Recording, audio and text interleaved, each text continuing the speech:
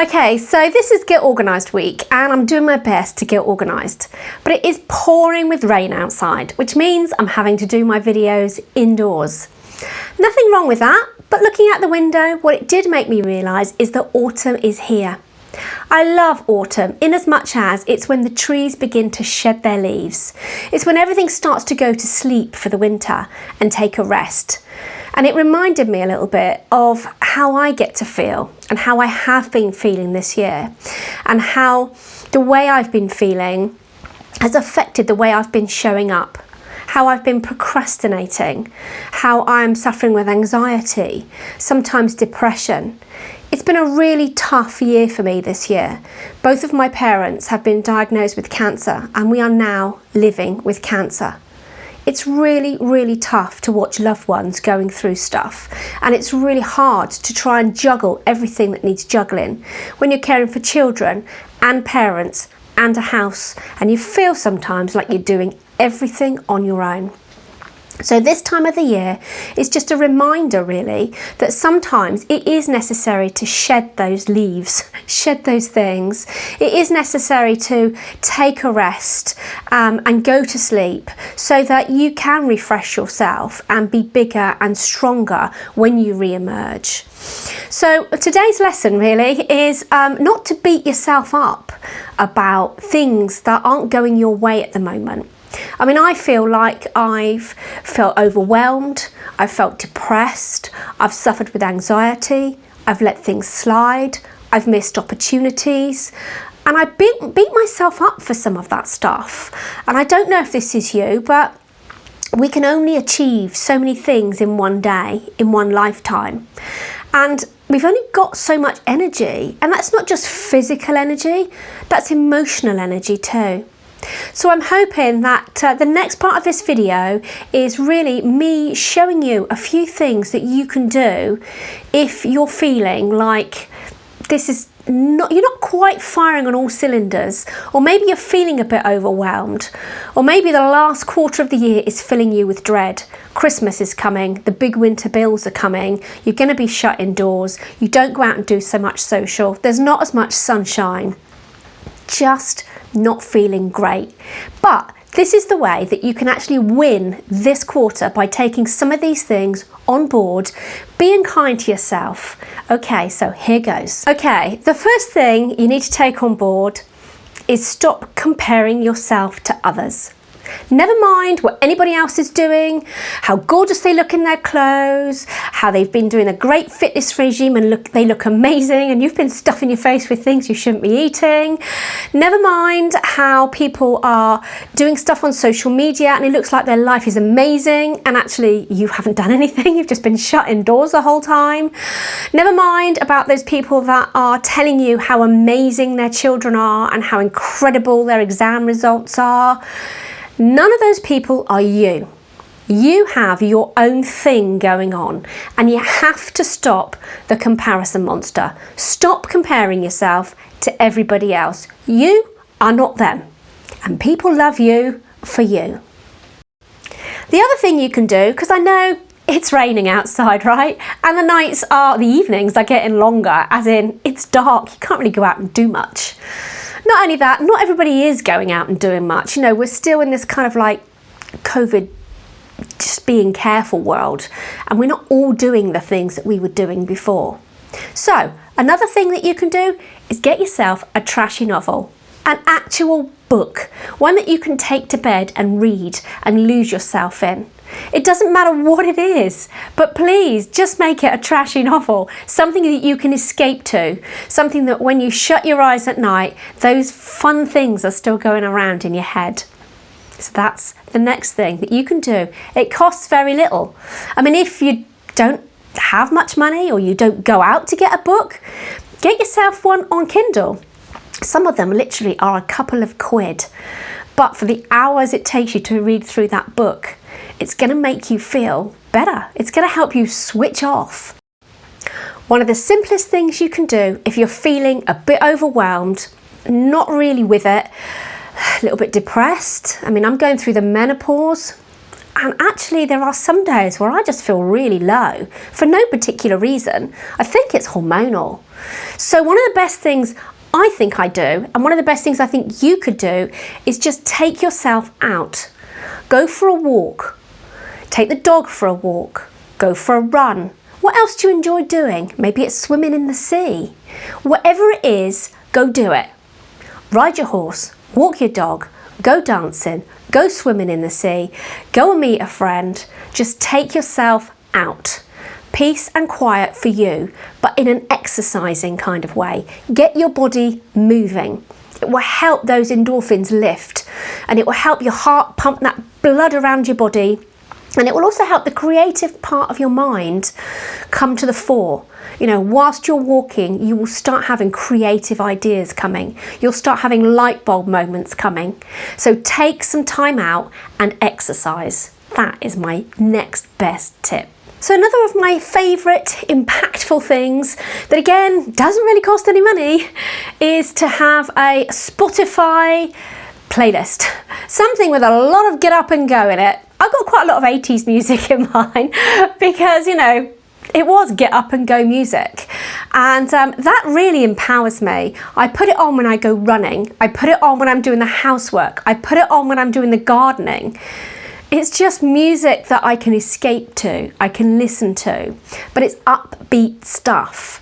And it actually just kind of fills me up and makes me feel good and brings a smile to my face. And again, that part of my brain that was worrying and overthinking isn't doing that anymore. It's listening to the music, it's enjoying the music. The other thing you could do, if you don't want music, is try an audiobook. Quite often when I'm travelling backwards and forwards, I stick an audiobook on in the car. Again, it's another way of just losing myself for 5 minutes. Obviously you've got to watch the traffic, but the just listening to somebody else's voice and what's going on in the world in a positive way is very impactful. The other thing you can do is take a moment for yourself. Create a reward, if you like, for anything that you're going through right now. And one of the simplest things I've found to do, which costs nothing really, is to run yourself a nice, hot, bubbly bath. Candles and everything. Now, if you haven't got a bath because you've only got a shower, that's fine. Get the candles out anyway. Maybe make your bedroom relaxed and warm and cozy and get the candles out. There's something about having candlelight that actually helps you to relax. Maybe some nice music, just nice and soft and gentle. Maybe meditate. Maybe use the time to clear your mind and think of nothing and just relax. I was doing a lot of this in the hot tub in the summer, just grabbing a half an hour, sitting there listening to the bubbles and not doing anything else. But I've put my hot tub away now, and actually I'm having to make myself get the candles out. Put them in the bathroom and remember they're there, and then you know just to light them when you get 2 minutes. Or put them in the bedroom, somewhere near the bed. So again, when you're climbing into bed, think, actually, do you know what? I can have candles tonight. Please don't fall asleep while they're lit, but enjoy that relaxation. Maybe some aromatherapy. I'm not a big thing for aromatherapy, but there are some smells that just get me. I love jasmine. It's just a really relaxing smell and something I associate with having massages. So there you go, just those little things that don't cost very much that will help you relax, shutting the door and having some me time. Now this next one has really made the difference for me, the difference. It is the biggest impact ever that I've had. And that is to get myself a nice notebook and a pen and journal. Many nights I sit in bed there with my little lamp on, with the door shut, and I write. I write about what's gone on in the day. I write about my feelings. I write about how sad I am, how happy I am, how somebody's upset me, how I've done something great. Whatever it is, I have journaled. My journaling is responsible for my Women After Divorce blog. And a lot of the things that I journal, I write on my blog. You can actually see my journaling. And some of it is really deep. Some of it is really sad. But you know what? When I go and revisit my journal, maybe 6 months or a year later, and reread those things, oh my goodness, I can see how far I've come. I can sometimes see, and it makes me sad that I haven't given that person there much compassion. I haven't given grace. I haven't given kindness. I've written those things on a day that I'm beating myself up about something. And it's really cruel. So I suggest you get yourself a journal and write stuff. Make sure it's somewhere where nobody else can find it, because it is your private thoughts. But do you know what? It will make such a difference to you to empty those thoughts out of your head. You don't have to read them back, but when you do read them back and you're in a different place, you can see that actually you just weren't being as kind to yourself that day. Or maybe the thing that you did really well, you wrote about it, but you didn't really give yourself as much hurrah as you should have done, because it was amazing, and you are amazing, and you will start to see that in your journaling. Now, I know I said at the beginning of this video, get rid of that comparison monster. You do need to do that. One other thing that you might find yourself doing is taking on personal development books. And you might find that when you take on personal development books, you find people in those books that you can resonate with, and you go, oh my goodness, I'm not alone in this. I'm not alone feeling procrastination. I'm not alone feeling upset. I'm not alone feeling depressed. I'm not alone feeling hormonal. And actually, that makes you feel good, because it isn't just happening to you. This is normal. This is life. This is how it is. Another reason not to beat yourself up. We are all going through these things. Now, if you're watching this video and going, actually, do you know what? That's not me, Tina. I don't feel any of those things. I'm happy, I'm not depressed, I'm not anxious, I'm not any of those things. Then let me tell you, you have found your bliss, and I am really happy for you. But I found my bliss, but I've also found that life goes up and down, up and down, up and down. And actually, it's a bit like a heartbeat. If you don't have the ups and downs, you just have the flat line, you're dead. So if you're in bliss at the moment, mwah, I love you to bits, and just stay there as long as you can. But if you find that your world isn't so bliss at the moment, it's kind of lost its mojo, and you're feeling a bit sorry for yourself, then just know that this can happen. It's life. It's not a suck it up buttercup moment. It's a be kind to yourself moment, and show yourself some grace. So there you go. That's 6 things that you can do now to win for the last quarter of this year, to actually show yourself that resting is fine, change is fine, shedding the old is fine, because re-emerging is good. And whilst you're doing that change, just like the leaves dropping their trees, things are going to drop for you, things are going to happen, and sometimes it doesn't feel great. But the 6 things that you can do that will help pick you up, keep you on track, and nurture you are basically to give yourself grace, be kind to yourself. Go out and exercise, walk, run, swim, whatever it is, just go out and exercise. Read a book. It doesn't matter if it's a trashy novel. It doesn't matter if it's a personal development book. Whatever it is, read something that gets your brain engaged in a new little way. Candles, bath, shutting that door and enjoying the relaxation. Just see if you can take a few minutes out for yourself. Ideally once a day. If you can meditate for a while, that's amazing. But if not, maybe just make it a Friday night treat that actually you're going to have a bath and candle and bubbles once the kids have gone to bed. Or you're going to sit there and watch your favourite movie with your candle on and the fire lit in the house. And then write it out, journaling. Journaling will change your life, believe me.